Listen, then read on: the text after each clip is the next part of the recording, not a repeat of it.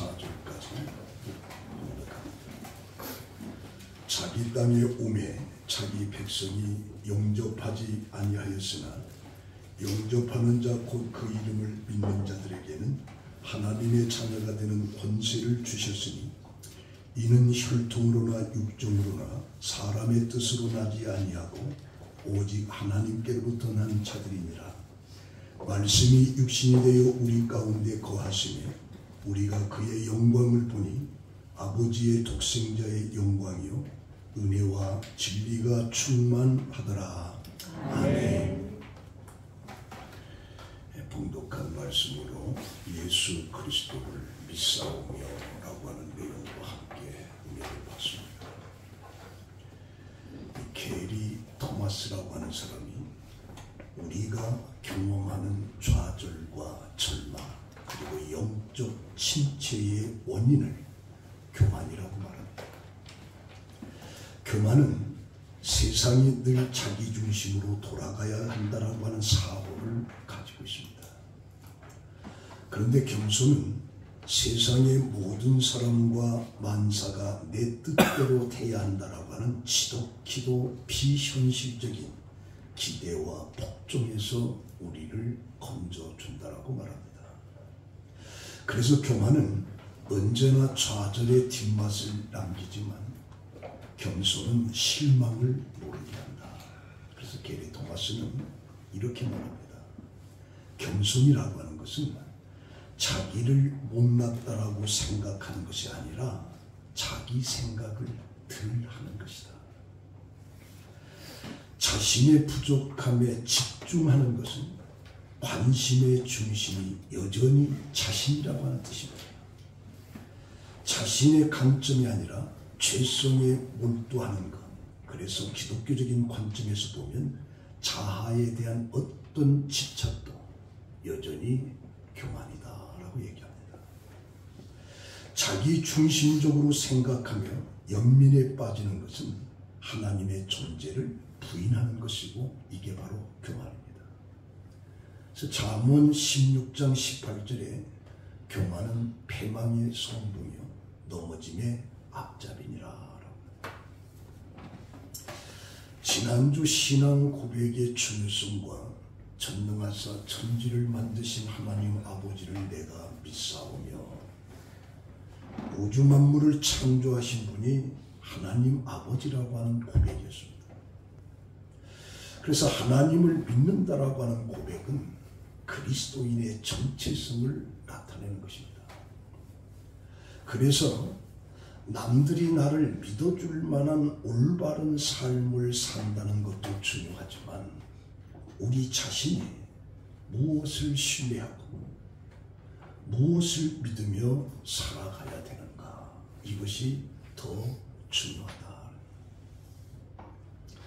이 사도신경은 신앙을 말해주는 기본적인 선포로 예배하는 참석하는 사람들이 반복적으로 암송을 합니다.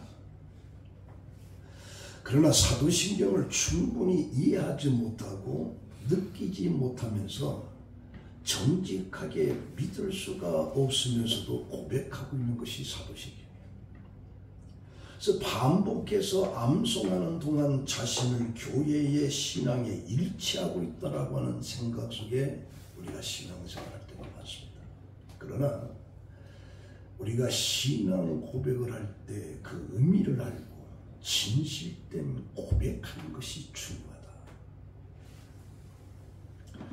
그래서 오늘은 그 외아들 우리 주 예수 그리스도를 믿사오니라고 하는 이 말씀을 가지고 은혜를 받는데 이 고백 속에는 4가지의 예수에 대한 신앙의 주장이 포함되어 있습니다. 첫 번째는 뭐냐? 그는 하나님의 외아들이라고 일컬어지고 있습니다. 여기서 예수는 하나님과의 관계를 보는데 사도신경은 예수를 하나님의 아들이라고 말하지 않고 외아들이라고 말합니다. 여기 외라고 하는 말은 독자, 독이라고 하는 말과 같은 말인데 하나라고 하는 뜻도 있지만 그보다 더 중요한 것은 독특함이라고 하는 뜻입니다. 지금 예수님은 하나님과 독특한 관계를 가진 분이라는 것이죠.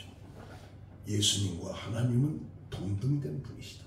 그래서 요한복음 1장 1절에 태초에 말씀이 계시니라. 이 말씀이 하나님과 함께 계셨으니 이 말씀은 곧 하나님이시라.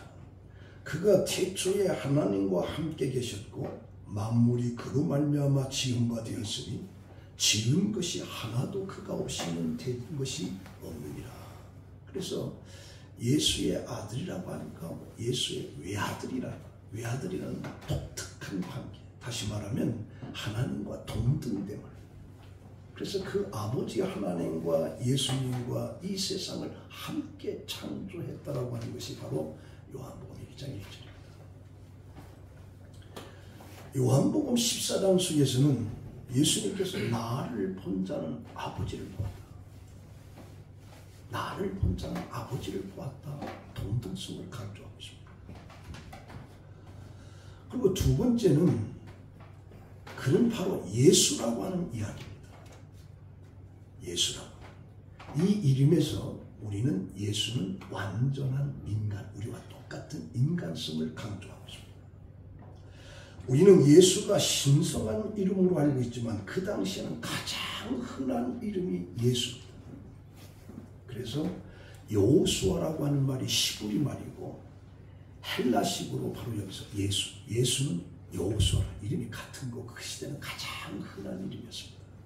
그걸 보면서 예수는 우리와 똑같은 인성을 강조하는 거죠.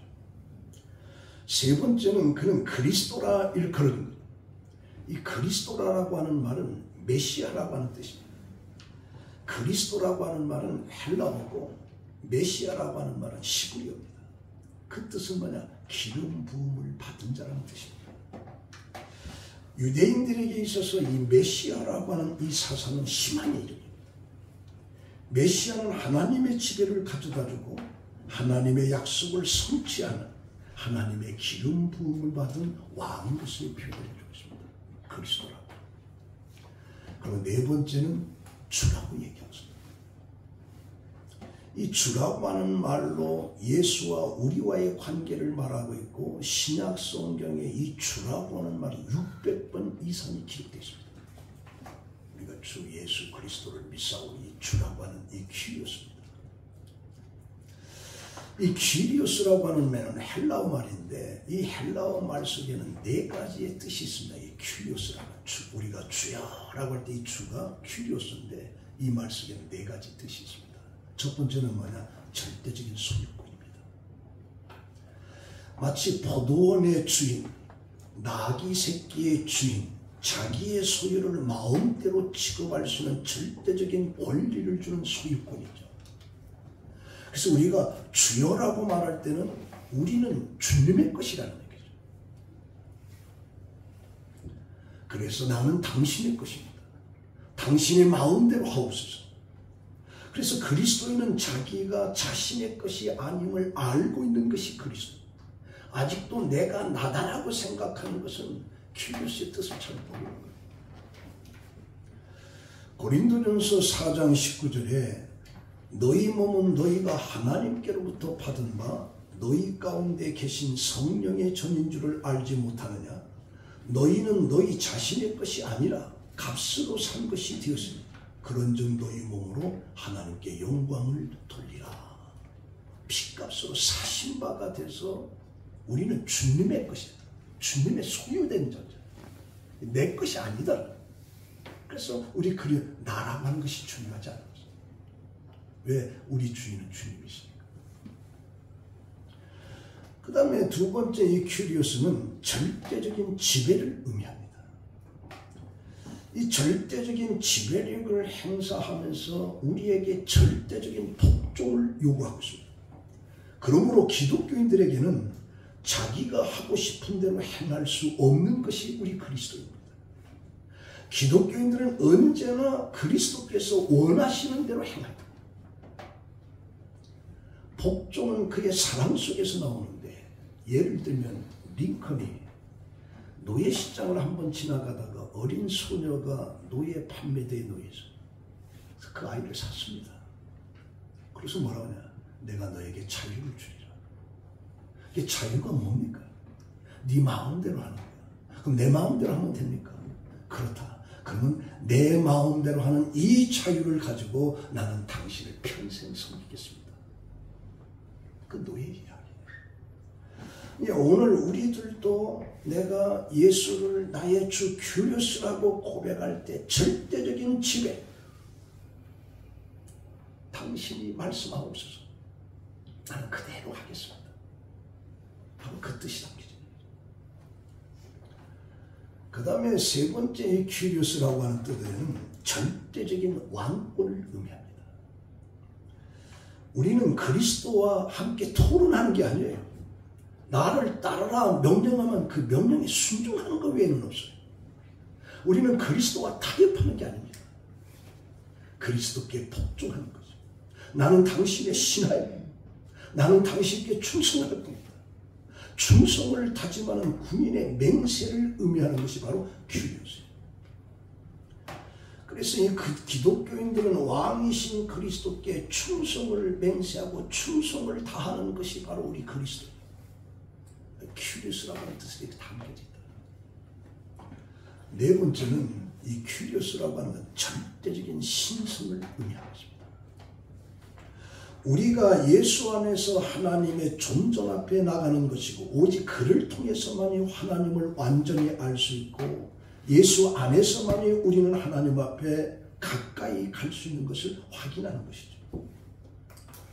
그러니까 우리가 예수님을 주님이라고 부르는 것은 예수가 우리의 절대적인 소유자이고 절대적인 복종을 바쳐야 되고 절대적인 왕이시고 절대적인 신성을 확인하는 겁니다. 그래서 하나님의 외아들 우리 예수 그리스도를 믿사오니 라고 하는 것은 예수와 인간성, 하나님과의 관계, 예수와 우리와의 관계를 고백하는 거죠. 예수라고 하는 이름은 누가복음 1장 31절에 천사에 의해서 주어진 이름입니다. 마태복음 1장 21절에 아들을 낳으리니 이름을 예수라 하라. 이는 그가 자기 백성을 저희 죄에서 구원할 자이시니라. 천사가 요셉에게 일러준 이름이 바로 예수입니다. 사실 이 이름은 특별하게 신성시되는 이름이 아닌데 흔한 이름입니다. 그런데 예수 그리스도라고 알려진 것은 지난번에 가이사랴 빌립보에서 너희들은 나를 누구라고 하느냐라고 할 때 주는 그리스도시요 살아계신 하나님의 아들이라고 하는 베드로의 고백에서부터 시작됩니다.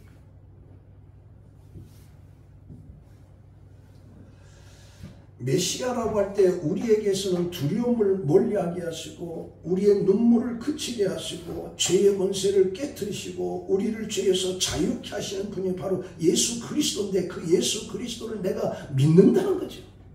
내가 믿는다.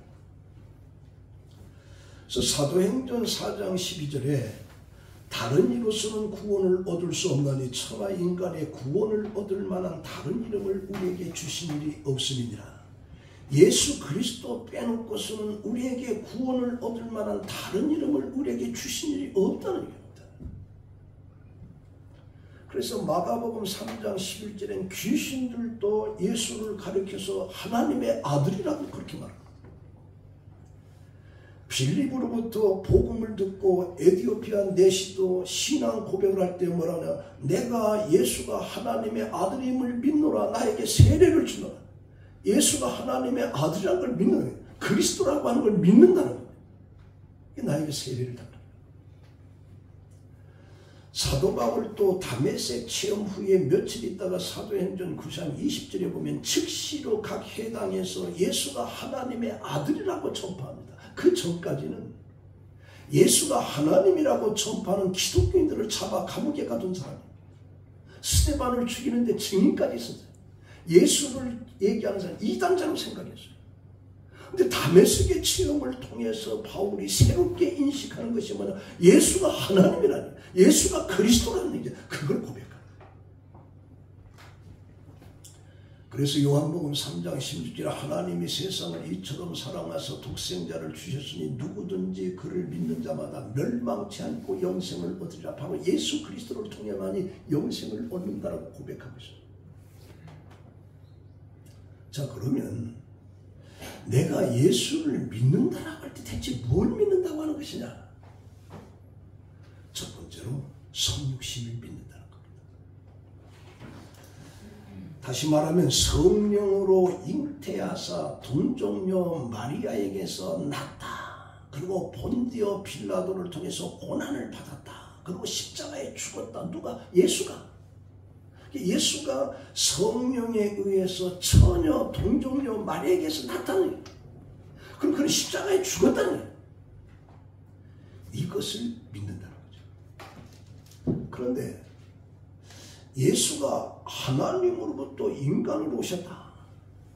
그리고 그 예수가 성령으로 마리아에게서 났다라고 말할 때 이게 가능한가? 어떻게 예수가 처녀 몸에서 나올 수 있다는 얘기, 이게 가능한가? 그러면서 왜 그래야만 되느냐?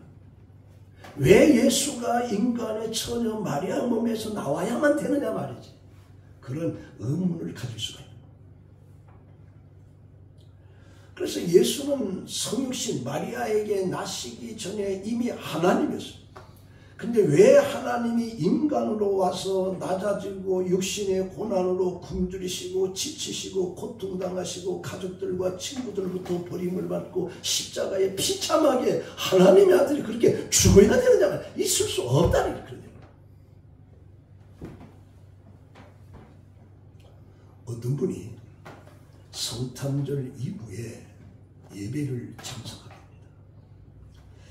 예배를 참석하면서 예수가 하나님의 아들인데 동정녀 마리아에게서 났다 라고 하는 그 설교를 들으면서 이 사람들 마음속에 야, 이 교회 그만 다녀야 되겠다. 왜냐하면 하나님께서 인간이 되셨다라고 하는 그 사실 자체가 받아들일 수가 없어요. 도무지 이해가 안 돼요. 있을 수도 없는 거라고 생각해요. 교회 그만 다녀야 되겠다. 그렇게 마음을 먹고 집으로 오는데 그때가 마침 성탄절 이브 때이기 때문에 이제 집으로 가는 길인데 많은 한방놈들이 쏟아진 거죠. 집에 도착할 때는 그 정원에 추위에 떨고 있는 새들이 몸부림치는 걸 보는 거죠. 이것을 본 그 주인은 불쌍하고 새들이 너무 가렵다. 도와줘야 되겠다. 그래서 집에 들어가서 새들이 먹을 수 있는 이 곡식들을 가지고 와서 새들에게 가까이 가니까 이 새들은 다 도망가요. 근데 저 새들에게 먹이를 주지 않으면 저 새들은 굶어 죽을 텐데, 그러면서 새들아 두려워하지 마라. 나는 너를 돕고자 하는 거야. 나는 너에게 먹이를 주고 너희를 구하고 싶다. 근데 그 새들이 그걸 압니까? 가무도만 간다. 그러면서 내가 너희들과 말을 할 수만 있다면 잠시 동안이라도 너희에게 내 마음을 전해줄 수 있다면, 그렇게 할 수 있는 길이라고 하는 것은 내가 새가 되는 수밖에 없겠구나. 그런 생각이 들어오는 순간에 왜 하나님의 아들 예수가 사람의 몸으로 와야만 됐던가를 그때 이해가 돼요. 그때 이해가 돼요. 그래서 예수께서 인간이 되시다는 성육신, 하나님 인간의 몸으로 왔다라고 하는 그 놀라운 진리를 그때 깨달아요. 그래서 누이스라고 하는 사람은 전능하사 천지를 만드신 하나님 아버지의 능력을 얘기하면서 하나님이 인간이 되신 이 사실은 엄청난 기적이다라고 말합니다. 엄청난 기적. 바로 그것을 내가 비싸우며 하나님이신데 인간의 몸, 그걸 내가 믿는다. 두 번째는 예수를 믿는다라고 할 때 십자가를 믿는다는 얘기죠. 십자가.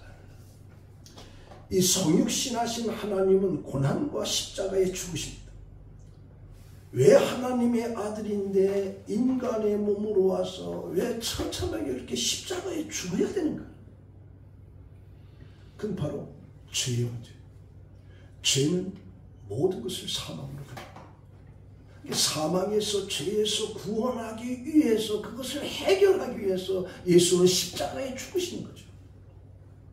사망에서 구원하기 위해서 하나님이 십자가에 죽으신 겁니다. 그런데 중요한 것은 빌라도에게 고난을 받으사라고 하는 이 빌라도 한 인간을 얘기한 역사성을 얘기해요. 빌라도라고 하는 실질적인 인물이에요. 역사 속에. 그래서 루피누스라고 하는 사람이 예수가 역사적인 인물 빌라도 로마의 총독 빌라도의 법정에서 사형 선고를 받고 십자가에 죽었다라고 하는 이 사실을 역사적으로 보여줍니다. 역사적으로. 그래서 빌립보서 2장 6절에는 근본 하나님의 본체시나 하나님과 동등됨을 취할 것으로 여기지 아니하시고 오히려 종의 형체를 가져 사람과 같이 되었고 사람의 모형으로 나타나셨으며 자기를 낮추시고 죽기까지 복종하셨으니 곧 십자가에 죽으시니라. 이 십자가에 죽었다라고 하는 사실 내가 믿는다는 거예요. 이게 신앙인 거예요. 믿는다는 거예요. 세 번째는 예수를 믿는다라고 하는 것은 부활하심을 믿는다는 거예요. 사흘 만에 죽은 자 가운데서 다시 살아나시면 다시 살아났다. 다시 살아났다는 걸 우리는 믿는다는 거예요. 고백. 예수 그리스도를 내가 믿사오면 이 믿음 속에서는 예수가 죽음을 이기고 다시 살아났다라고 하는 이 부활을 믿는다는 얘기죠. 세상의 알렉산더 대왕이라든가 로마의 시저라든가 중국의 진시 황제의 이인들은 한 사람도 죽음을 피하지 못했습니다. 그들은 인간의 역사에서 이름이 남을 뿐이지 그 이상은 아무것도 없습니다. 그러나 예수께서 행하신 것과 같은 그런 체험을 그들은 하지 못했는데 예수는 책 한 권도 만들지 못했습니다. 군대를 이끌고 승리도 못했습니다. 그러나 죽음을 극복하신 그의 승리는 세계의 모든 민족과 국가로 높임을 받고 있습니다. 왜? 죽었다가 다시 살아난 일은 없단 말이에요. 우리 그걸 믿는다. 우리 그걸 믿는다. 이 사도들이 부활에 대한 이야기를 믿는다라고 하는 것이 얼마나 어려운 것이든 그들은 알고 있었습니다. 그 당시에 많은 무리들이 예수가 다시 살아났다라고 하는 이 부활을 얘기해도 전부 다 비웃고 믿지 않았습니다. 왜 그러냐? 이게 마태복음 28장 11절에 있어요. 경비병 몇 중에 성에 들어가 모든 택리를 제사장에 갈립니다. 예수가 다시 살아났다, 감옥이 비었다라고 하는 사실을 대제사장들이 가서 구합니다. 그때 장로들이 모여서 의논하고 군인들에게 돈을 줍니다. 너희들은 이 돈을 받고 나가서 제자들이 밤에 몰래 예수를 도둑질해 갔다고 해라. 그래서 이 군인들이 돈을 받았으니까 제자들이 예수를 도둑질해 갔다. 그 소문을 퍼뜨리니까 그것이 유대인들 가운데 두루두루 다 퍼진 거예요. 그 소리를 들은 사람은 다 제자들이 예수를 도둑질한 거예요. 그리고 부활했다. 저 거짓말이다. 그러고 이래. 그런데 만일 예수님의 시체를 제자들이 훔쳐갔다라고 하면 그들이 예수를 위해서 죽을 수가 있느냐는 얘기예요. 살지도 못한 그 예수를 도둑질해서 숨겨놨는데 그 제자들이 그 예수를 위해서 죽을 수가 있어요? 죽을 수가 없는 거예요. 생명을 내놓기까지 신앙을 고백하면서 그렇게 할 수는 없어요. 그러나 세상에 아무리 비웃어도 예수 그리스도가 다시 살아났다라고 하는 이 부활의 신앙에 우리는 흔들려서는 안 돼요. 우리 예수가 다시 살아났으므로 그 예수를 믿는 우리도 마지막 죽음에 우리는 마지막 때 주님 오시는 그날에 우리가 다시 살아난다라고 하는 이 부활을 우리는 믿어야 하잖아요. 이게 믿지 않으면 그리스도인이 아니에요. 그래서 누가복음 20장 30절에 또 요한복음 21장에 보면 엠마오로 내려가는 두 제자에게 예수님이 다시 살아난 것을 보여줬습니다. 그리고 갈릴리 바다에서 만나자고 얘기합니다. 베드로도 사도행전 10장 39절에 고넬료 집에서 설교할 때 저희가 나무를 달아 죽인 예수 그랬지만 그는 사흘 만에 다시 살아나셨다. 모든 백성에게 하신 것이 아니오 미리 택하신 중에 곧 죽은 자 가운데 살아나신 후 모시고 음식을 먹은 우리에게 예수가 죽었다가 다시 살아난, 그래서 우리는 음식을 같이 먹었단 말이지. 베드로의 간증을 얘기하는 거야. 그래서 우리가 사도행전의 초대교회는 두려움이 없이 예수님이 죽었다가 다시 살아났다라고 하는 것을 막 증거하고 다니니까 관리들이 잡아서 그들을 죽인 거예요. 그 말을 못하니까. 그럼에도 불구하고 그들은 확신을 가지고 예수는 다시 살아나셨다, 부활을 믿는 거예요. 그래서 우리가 예수 그리스도가 죽었다가 다시 살아난 것을 내가 믿사오며라고 하는 이 신앙 고백이 얼마나 중요한지. 이건 형식적으로 할 수가 있는 게 아니에요. 이걸 위해서는 목숨까지 내는 목숨까지. 예수가 다시 살아. 성경에 나타난 죽음을 이긴 사람이 구약 속에 에녹이 있고 엘리야가 있습니다. 에녹은 창세기 5장 23절에 그는 365세를 살았더라. 에녹이 하나님과 동행하더니 하나님이 그를 대시하가지고 세상에 있지 아니하더라. 열왕기하 2장 11절에 두 사람이 길을 가며 말하더니 불수레와 불말들이 두 사람을 갈라놓고 엘리야를 해오리 바람으로 하늘로 올려갔다. 이들의 공통점은 살았을 때 올라갔다. 그러나 예수님은 죽음 다음에 사흘 후에 썩은 냄새가 나는 그때 예수님이 다시 살아나고, 그리고 우리가 그날을 구별해서 주님의 날이라 그렇게 우리가 고백을 하는 거예요. 그리고 마지막으로 네 번째는 예수를 믿는다라고 하는 것은 재림을 믿는다는 겁니다. 재림을 믿는다. 하늘에 오르사 전능하신 하나님 우편에 앉아 계시다가 저희로서 산자와 죽은 자를 심판하러 오시리라. 아멘. 그걸 믿는다는 얘기죠. 우리 믿는다는 얘기죠. 누가복음 1장 1절에 누가는 올라가실 때 많은 제자들이 하늘을 쳐다봅니다. 예수님이 40일 동안 살아계시다가 하늘로 승천한 거예요. 모든 사람들이 그것을 다 쳐다보는 거죠. 그때 신우님은 두 사람이 저희 곁에 서서 가로되 갈릴리 사람들아 어찌하여 서서 하늘을 쳐다보느냐? 너희 가운데 하늘로 올라오신 이 예수는 하늘로 가심을 본 그대로 오시리라. 믿사오며 아멘.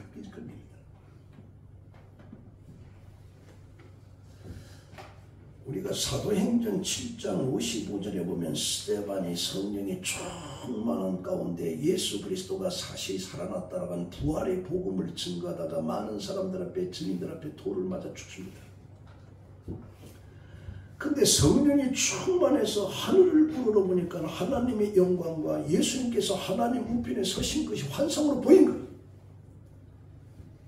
그러니까 스데반이 보라 하늘이 열리고 인자가 하나님 우편에 서신 것을 보노라 라고 하니까 그 소리를 듣는 모든 사람들이 귀를 막고 소리를 들면서 돌을 던져서 스데반을 죽인 거죠. 그래도 스데반은 살아계신 예수 그리스도를 본 거예요. 그 예수님이 마지막 때 다시 오신다. 재림이신 그걸 믿는 거예요. 그러니까 죽는 거예요. 맞아, 죽으면서 죽는 거죠. 그래서 이 복음은 예수는 나사렛에서 탄생했고 그의 십자가에 죽으셨고 죽음을 이기고 다시 부활해서 우리의 구속 사역을 일으키시는 이런 놀라운 사실, 그리고 우리는 그분을 위해서 기도하고 그분이 장차 심판으로 이 땅에 재림에 오신다라고 하는 이 사실의 말씀을 우리가 믿사오며라고 하는 거예요. 여러분들 믿습니까? 아멘. 믿습니까? 아멘. 믿어요. 부활하시고 승천하신 주님께서 똑같은 방법으로 다시 오신다는 얘기. 그리고 오실 때는 세상을 심판하시는 주님으로 오시면서 만왕의 왕으로 오신다는 얘기죠. 그래서 예수 그리스도가 언제 오실지는 성경에 나타나지 않습니다. 사도신경에도 나타나지 않습니다. 아무것도 알 수가 없습니다. 왜냐? 예수님께서 마태복음 24장 36절에 그날과 그때는 아무도 모르나니 하늘의 천사들도 아들도 모르고 오직 아버지만 아시느니라. 아버지만 아시는. 근데 우리는 그걸 믿는 거죠. 그 지금 기다리는 거예요. 소망 아니에요, 소망. 자, 그러면 왜 예수님이 다시 오시는가? 왜? 사도신경에 명백하게 심판하러 오신다라고 우리는 고백하면서, 그래서 로마서 14장 9절에 이를 위하여 그리스도께서 죽었다가 다시 살아나셨으니 곧 죽은 자의 산 자의 주가 되려 하심이라. 죽었다가 다시 살아나신 그 주님은 다시 오신다. 데살로니가전서 4장 16절에 주께서 호령과 천사장의 소리와 하나님의 나팔 소리로 친히 하늘로 강림하시리니 그리스도 안에서 죽은 자들이 먼저 일어나고 그 후에 살아남은 자들도 그들과 함께 구름 속으로 끌어올려 공중에서 주를 영접하게 하시니 그리하여 우리가 항상 주와 함께 있으리라. 마지막 때 주님이 천사장 나팔 소리와 함께 이 세상에 오신다. 그리고 우리는 주님과 함께 영원한 천국에, 우리는 그걸 믿는다.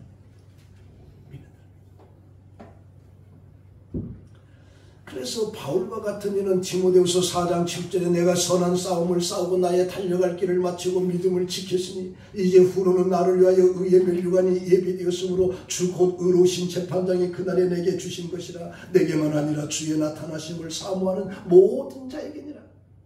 다시 오실 재림의 주님을 사모하는 모든 자에게 그렇게 주신다. 우린 그걸 믿사오며, 그걸 믿사오며.